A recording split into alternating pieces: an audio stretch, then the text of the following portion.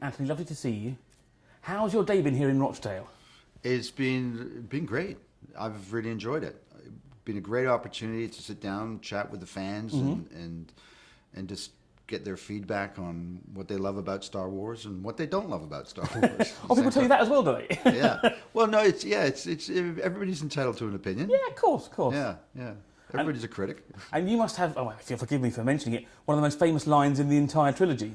Yeah, well, the original trilogy. Yeah. Increasing in size. Yeah, it's kind of become that way. Yeah, it seems that way. It's one of those things where I kind of didn't realize it wasn't until probably around 2007, 2008 that I first started participating in. It was 2007 actually. I first started participating in any kind of convention events. And Okay. And so it wasn't until that moment that the fans had let me know, and they kind of informed me, and I was learning much more about all the things I didn't know, because the fan world in terms of conventions and that is very much flies below the radar. It's not very often publicly promoted. I see what you mean, okay. It's really expanded greatly because of the internet. Through the various fan groups. It's less culty now, it's a bit more public. Yeah, now it's becoming more public. When it was first being generated, it was very much just fan organizations and fans supported and word of mouth. And in case there's one person by any chance that doesn't know what that line is that's watching, I'm going to have to ask you to say it. These aren't the droids we're looking for. From the man himself. Thank you very much. Yeah.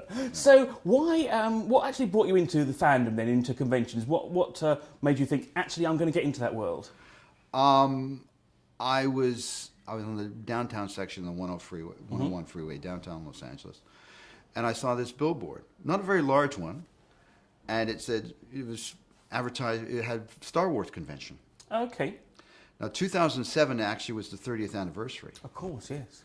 So I was working with a production company at that time, and the producer, Angela Lee, I spoke to Angela and I said, well, maybe we should contact these people because I was involved in the film and it might be fun to see what's going on. And so she contacted the Official Picks, who were handling all the organization of the actors and things like that, or the event.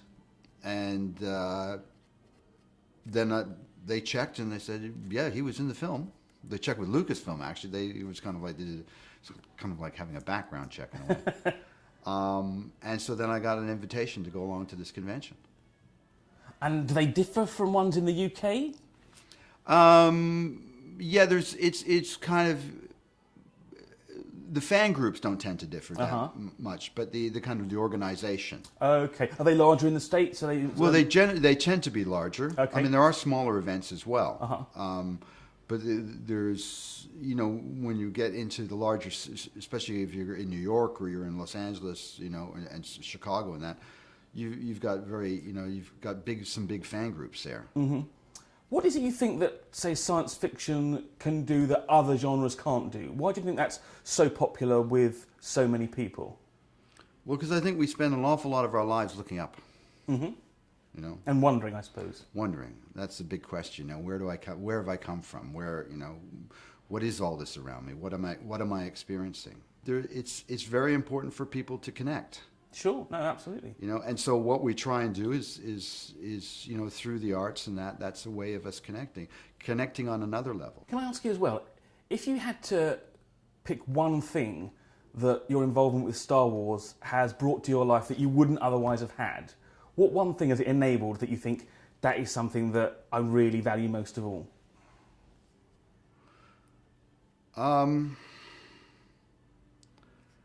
I'd have to say it's the connection with the people, because I get a chance to meet such a wide variety of people I would have never normally come into contact with. So I've had a fantastic opportunity to travel and meet different cultures as well and experience that. That must be invaluable. It is, completely, yeah. And we are, as we see, as we look at society as it keeps moving forward, we're continually now intermixing and interacting with each other. And this is difficult for our societies because we are so tribal and culturally bound through our histories that we now have to learn to overcome that. Yes, absolutely. And see ourselves in a whole different light.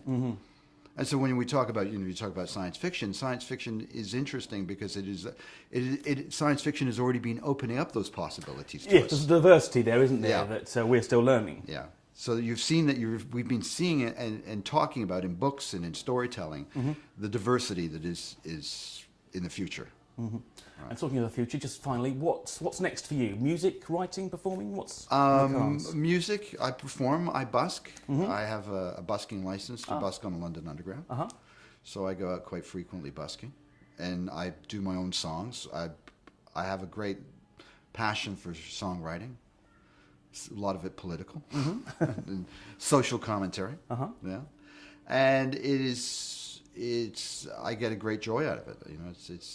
Again, it's that connection. Sounds smashing. Well, I shall look forward to seeing you down there. Thank you very much. Lovely to meet you. Okay. Thank you. My pleasure.